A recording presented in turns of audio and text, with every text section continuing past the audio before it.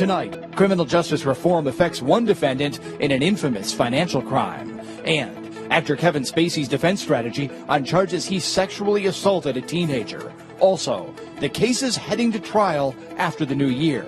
That's tonight on the Daily Debrief for Thursday, December 27th.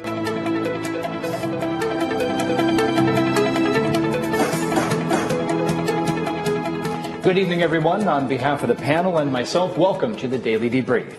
Cell phone data suggests that a former attorney to President Trump may have been a lot closer to Russia than he previously claimed. Michael Cohen is preparing to serve a federal prison sentence after pleading guilty to campaign finance crimes, tax fraud, and bank fraud. The McClatchy newspapers are reporting that a cell phone traced to Cohen pinged off of towers in the Prague, that's in the Czech Republic, in the summer of 2016. That's when other sources claim Cohen may have been secretly meeting there with Russian officials. McClatchy reports that the Office of Special Counsel Robert Mueller has knowledge of this information. We have two guests tonight on the Daily Debrief to talk about this situation. Trial attorney Donald Papcsy joins us tonight. Criminal defense attorney Mike Koribanics is also here in the studio. Good evening, gentlemen. Good evening. Good evening. Mike, let me start with you. This seems like a pretty common tactic in the trials we cover here at the state level. Follow the cell phone ping. So it's not a huge surprise that perhaps, if these reports are true, that investigators have this information. It's not a surprise at all. It really goes to the heart of the way Mueller's been carrying out this investigation. He doesn't highly publicize things he has. He proceeds slowly. And I think that's why people, whoever is commenting, should really think before they comment who's involved in this investigation and assume that he has the most basic evidence that we're talking about. Donald, now Michael Cohen tweeted more than 2 years ago that he's never been to Prague in his life. He's repeatedly said he was never involved in any Russian collusion. So how do we assess those statements in light of this new information that these reporters dug up? Well, it seems like he's going to start lacking a little bit of credibility if they have his cell phones in Prague. I mean, in most federal cases that I've handled, they handle things a little bit differently than state officials do. They really start to put the pieces of the puzzle, and they don't miss one little piece. So this is just one piece, and I'm sure a much bigger puzzle. Mike, I'll switch back to you here. Some experts are saying that it makes sense for Cohen to double down on the denials because of his cooperation agreement. He's not supposed to reveal something which might foil the investigation. Does that ring true to you? Does that sound correct? Yes, I mean, he's investigating. He should keep his mouth shut. He's already made a decision that he's going to cooperate with the federal government. These things he doesn't need to comment about. And he's going to say, yeah, at that time I had no allegiance to anybody except Donald Trump, and now I'm coming clean, and here's the corroboration to that I was telling the truth now. Gentlemen, I will check in with you again in a moment here. First, though, the recent passage of a federal criminal justice reform bill has affected a defendant in an infamous financial case. Anjanette Borgiano, who was a secretary for Bernie Madoff, almost immediately petitioned a federal judge for an early end to her 6-year prison sentence. She noted in the request that the so-called First Step Act allows elderly prisoners who serve 2/3 of their sentence to become eligible for direct release to home confinement. She's 70 years old and has served 4 years of her sentence. Madoff himself is now 80 years old. He remains serving a 150-year sentence on what prosecutors estimated was a $65 billion Ponzi scheme. The shutdown of parts of the federal government is influencing the court system tonight. Many federal attorneys are prohibited from working during the shutdown unless their cases concern so-called emergencies involving the safety of human life or the protection of property. The shutdown is affecting civil attorneys more than criminal attorneys. Several federal judges have postponed cases involving the federal government until the shutdown is over. However, in other jurisdictions, judges are demanding that cases move forward, saying that there are enough attorneys still on the payroll to handle the caseload. The government shutdown also affecting the so-called Violence Against Women Act, signed into law by President Clinton in 1994 and extended by both the Bush and the Obama administrations. Several programs which assist the survivors of domestic violence and assault are paid for by the federal government. Those programs are no longer funded because they expired and have not been renewed. The last reauthorization of that law was in 2013, and it resulted in complaints from some Republicans back then who did not agree with new protections for Native American women or members of the lesbian, gay, bisexual, and transgender communities. This time around, 46 Republicans supported continuing the programs that the law pays for. Questions tonight about the veracity of documents submitted by America's acting attorney general. The Wall Street Journal is reporting that Matthew Whitaker appears to have falsely claimed he was named an academic All-American while playing football for the University of Iowa. The Journal claims Whitaker made the misrepresentation on his resume and at least one government document. The organization which bestows the honor has no record Whitaker ever received the distinction. A spokesperson for the Department of Justice, however, says Whitaker's resume and documents relied on a 1993 media guide from the college, which contains a partial misprint. Whitaker actually did receive a lesser honor. New information about the defense that actor Kevin Spacey is pressing after Massachusetts authorities filed a criminal case against him just before the holidays. Prosecutors say Spacey stuck his hands down a teenager's pants at a Nantucket restaurant in the summer of 2016. The teen is the son of a former Boston television news anchor, and the news anchor has been vocal about what she says happened during the incident. The son told police that Spacey got him drunk and started talking sexually before making the alleged move. Police documents indicate that a Snapchat video of Spacey groping the teen may be part of the evidence in the case, and arraignment is scheduled for January 7th.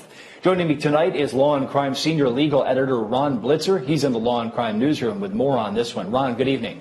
Hi, Aaron. How are you? I'm well. Ron, the defense is saying this was somehow consensual. How so?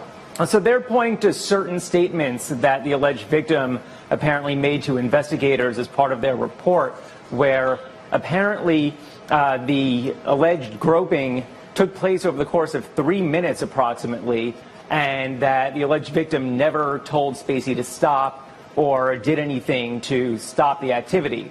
Now, prosecutors are at the same time pointing to other statements made to investigators that indicated that the alleged victim was trying to shift his body, that the reason why he didn't walk away was because it was a very crowded bar and it was difficult to move, but that he was trying to shift away from Spacey and that he did try to move Spacey's hands away.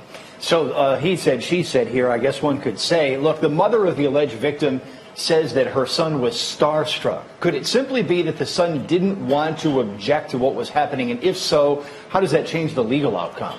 I think that is very possible. I mean, that's something that, has been talked about in regards to President Bill Clinton and Monica Lewinsky, where, technically there wasn't any criminal activity, and Lewinsky said that she wasn't the victim of any crimes, but at the same time you look at what's proper here in terms of the dynamic of someone who is a powerful person or someone famous versus someone who may be starstruck. It's a little different from Lewinsky's case because she was working for the White House at the time, but there are similarities there. And I think that could work in Spacey's defense because he could say, oh, no one said no, I thought I was doing something okay.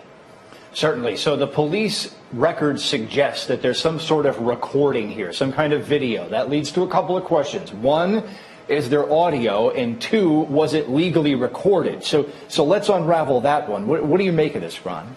Yeah, so in a lot of states, you need either, just one-party consent or two-party consent for recordings, meaning the number of people involved who need to agree to the recording taking place. Now, in Massachusetts, it's a little bit different because not only do both parties need to be aware of it, there's no exception for it taking place in a public space. So in a lot of states that are two-party consent, you don't need the consent of both parties if you're in a public area and there's no expectation of privacy. But in Massachusetts, even if you're in a public place like a bar, if the person being recorded secretly doesn't know about it, that could be a problem. So if there is sound in this video that is supposed to be relevant, then prosecutors may have a problem there. Yeah, this is going to be really curious because if memory serves me right, there's Massachusetts and one other state that has a different standard for recordings like this. So how that may or may not interfere with this will be interesting to watch. Ron Blitzer, senior legal editor, former prosecutor, appreciate your insight tonight. Thank you. Utah's tough new drunk driving law is set to kick in the day before New Year's Eve this year. Most states set their limit at a blood alcohol level of 0.08, but Utah's new law sets the limit at 0.05. That's 2 or 3 drinks for the average man and only 1 or 2 drinks for most women. The National Transportation Safety Board has been asking states to lower their DUI limits to 0.05 since 2013. but Utah is the first state to actually do it. Trial attorneys Donald Papcsy and Mike Koribanics are back with me tonight. So what do you make of this? Certainly this sounds like more work for attorneys if you're practicing in Utah. Donald, what do you think? I love it. I hope they do it in my state sometime soon. You know, it'll create a lot of new cases for me. But I mean, 0.05. I'm of the belief, and this might be a little off topic because I'm a big Elon Musk Tesla guy. I actually drive one of the cars, and I think that we're heading towards that autonomous type driving, and I don't think it's going to be a big issue in the future, maybe in the next 5, 6, 7 years.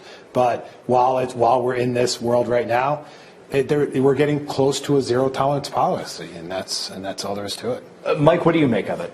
I don't see how it's hurtful. I mean, you know, these laws don't come about real quickly. There's a lot of research that goes into it. I think they do a lot of studies, and anything on the safer side of driving and taking people who, somebody at a 0.05 could be in a lot worse shape than somebody at 0.11. So these per se violations can only mean safer roads. I have to wonder if this means more roadblocks in the states where they're considered constitutional, and whether it's going to mean, therefore, a greater ability by police to search everything in an offender's car. Look, we've got a roadblock, we pull you over, we think you're over this new limit, which is really low. As I said, it could be only 1 or 2 drinks for many women. Okay, then you've got them out of the car, then all of a sudden, oh, well, we can inventory the vehicle, then we get rifling through everything that's in the vehicle. Is that a real concern?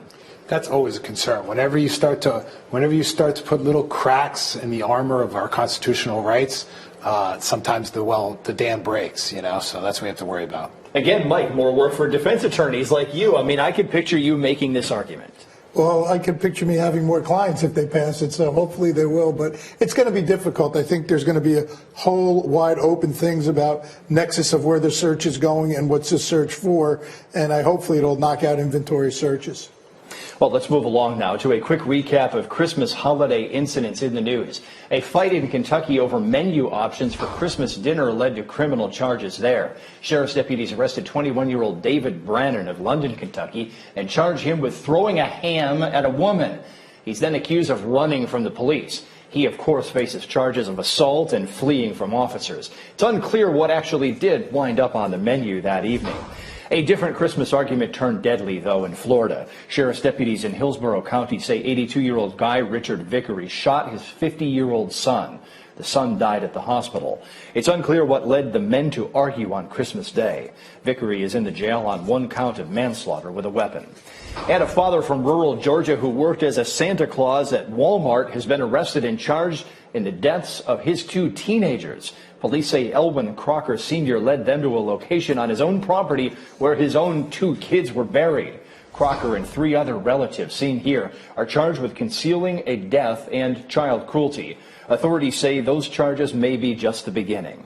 Crocker's children disappeared several years apart. They were homeschooled, and it took time for others to notice they were missing. Still ahead tonight here on the Daily Debrief, a look ahead to cases we'll be covering with the start of the new year, including the retrial for a Florida woman accused of killing her boyfriend after a breakup. That's after the break here on the Daily Debrief.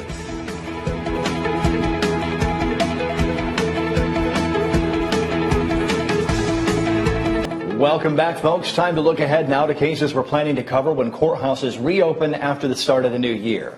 Jeremiah Monell of New Jersey is accused of stabbing his wife to death and leading police on a manhunt after the stabbing. Victim Tara O'Shea Watson died in December 2016. If convicted of charges, Jeremiah Monell faces life without parole. He did reject a 30-year plea deal. Opening statements, are scheduled for January 3rd. The trial of a Michigan Uber driver accused of killing 4 people and blaming it on a mobile phone app is scheduled to begin with the new year as well. Jason Dalton, seen here, reportedly told authorities the app took over his mind and forced him to commit the crimes. The problem for prosecutors is Dalton's statements to police have mostly been thrown out of court. Dalton demanded an attorney and said he wished to remain silent, but police continued to question him for more than 3 hours in violation of the Constitution. Still, prosecutors are moving forward with their case. The jury has not been able to reach a verdict in this case. Therefore, at this time, I declare a mistrial in the case. We are also planning to cover the retrial of a Florida woman who is also scheduled, that trial also scheduled to begin the second week of January. The first case against Melanie Eam, as you heard, ended with a split jury and therefore a mistrial. 4 jurors wanted to convict her of second-degree murder. 2 others wanted to convict her of the lesser charge of manslaughter. Remember, Florida routinely uses 6-person juries rather than the standard of 12 in other states. Eam is accused of stabbing her boyfriend to death after he tried to dump her. Authorities say she then fled to Maryland. The defense said another man in the house committed the stabbing, moved the murder weapon, and washed up in order to conceal his involvement. Those are some of the cases we're following after the start of the new year coming up next week. Here are some other cases, though, we are also covering in 2019, including the McStay family murder case in California. I'm Anthony Velez, and here are the top upcoming trials of 2019. The quadruple homicide trial of Charles Chase Merritt, the man accused of fatally beating a business associate, his wife, and their 2 preschool children, is set to begin on January 7th, 2019. The 61-year-old suspect is facing charges in connection to the disappearance of business associate Joseph McStay, his wife, Summer, and their young sons, 4-year-old Gianni and 3-year-old Joey Jr., from their home in Fallbrook in 2010. The family's remains were discovered in the Mojave Desert in 2013, and Merritt was arrested in 2014. Merritt represented himself for a short period, but later sought legal assistance. Merritt now faces the death penalty if convicted. The trial of the retired Tampa police captain who claims he fatally shot another man in self-defense during a dispute at a movie theater is scheduled to begin on February 25, 2019. 75-year-old Curtis Reeves reportedly fatally shot Chad Olson inside the Cobb Grove 16 after the 2 men argued over Olson's use of a cell phone during previews. Olson allegedly approached Reeves and threw a bag of popcorn at him before Reeves drew his gun and fatally shot Olson. Reeves tried to claim a stand-your-ground defense, but a judge rejected the defense argument, and that decision was upheld on appeal. His defense team will reportedly argue self-defense at trial. Reeves is now facing a second-degree murder charge. The trial of the Georgia man accused of killing an 11th grade history teacher in Ocilla is set to begin in April 2019. The defendant, Ryan Duke, was arrested in 2017 in connection with Tara Grinstead's 2005 disappearance and death. Duke and another man, Bo Dukes, reportedly told friends at a party a month after Grinstead's disappearance that they killed Grinstead and burned her body. Duke now faces multiple charges, including felony murder. Bo Dukes faces charges of concealing a death, tampering with evidence, and hindering the apprehension or punishment of a criminal. A man accused of killing his pregnant ex-girlfriend and a police officer who tried to arrest him in Florida will stand trial in May. Marquis Floyd is accused of fatally shooting his ex-girlfriend, Sade Dixon, on December 10, 2016, before shooting Orlando Police Lieutenant Deborah Clayton when she tried to arrest him in January 2017. Lloyd reportedly lost the use of one of his eyes while being apprehended by authorities, claiming he suffered an unprovoked police attack. Lloyd now faces the death penalty. The trial of Pan Hupp, the woman accused of killing a mentally disabled man in Missouri to cover up another murder in 2011, is set to begin in June. Prosecutors claim Hupp fatally shot 33-year-old Louis Gumpenberger to divert attention for the murder of Betsy Faria, whose husband, Russ Faria, she framed for the killing in 2011. Hupp was the star witness in Faria's first murder trial, resulting in a guilty verdict. Faria was later acquitted during a second trial. Hupp now faces a charge of first-degree murder for Gumpenberger's killing. The 2 suspects, accused of killing a Florida State law professor in a murder-for-hire plot in 2014, will face a jury in June 2019. The suspects, Sigfredo Garcia and Catherine Magbanua, reportedly hired a hitman, Luis Rivera, who allegedly drove from Miami to Tallahassee and fatally shot Dan Markle. Rivera took a plea deal to a lesser charge of second-degree murder in exchange for his testimony against Garcia and Magbanua. Investigators believe the suspects were hired by Markle's ex-wife's family to kill Markle over a custody dispute, but no family members have been charged. The suspects now face charges of first-degree murder, conspiracy to commit murder, and solicitation of murder. The ex-wife of NBA star Lorenzo Wright is set to stand trial for his murder in November 2019. Shira Wright and her cousin, Billy Turner, are accused of conspiring to kill Wright in 2010 when Wright's body was found with multiple gunshot wounds in Tennessee. The pair allegedly had a co-conspirator, Wright's cousin, convicted killer Jimmy Martin, who allegedly assisted with the cleanup of the crime scene. Martin turned state's witness, leading investigators to the murder weapon, which was tossed in a lake in Walnut, Michigan. Wright now faces a charge of first-degree murder, but won't face the death penalty if convicted. I'm Anthony Velez for Law and Crime, and those were the top upcoming trials of 2019. Trial attorneys Donald Papcsy and Mike Koribanics are back one more time tonight, so I'll throw this on the table for you gentlemen. Which cases do you wish you had as a defense attorney? Has to be the Dalton case. You're starting out. Well, yeah, I guess I should answer my own question because half of the statements got thrown out. Now, what a dumb question for me to even ask. I mean, how do the police continue to interrogate after an invocation of rights? I mean, this is simple law 101. This is simple criminal procedure. Someone invokes the right to counsel, they have to stop until the attorney is present. How does it even go that far? It should never go that far. It's pretty cut and dry law. It should never make it up to the appellate court. It should be a trial court decision. When you have a constitutional right to an attorney, once you invoke that right, the interrogation is supposed to stop, and that's it. You know, what's interesting is this case had to go up to the first level of appeals court. So the defense team apparently lost at the trial level. If I'm remembering it properly, they won a couple points of it, but then the trial judge tried to keep some of the rest of it in. And if I'm remembering this properly, some of the statements might have been a little bit ambiguous with the request for counsel. And sometimes different courts come down different ways.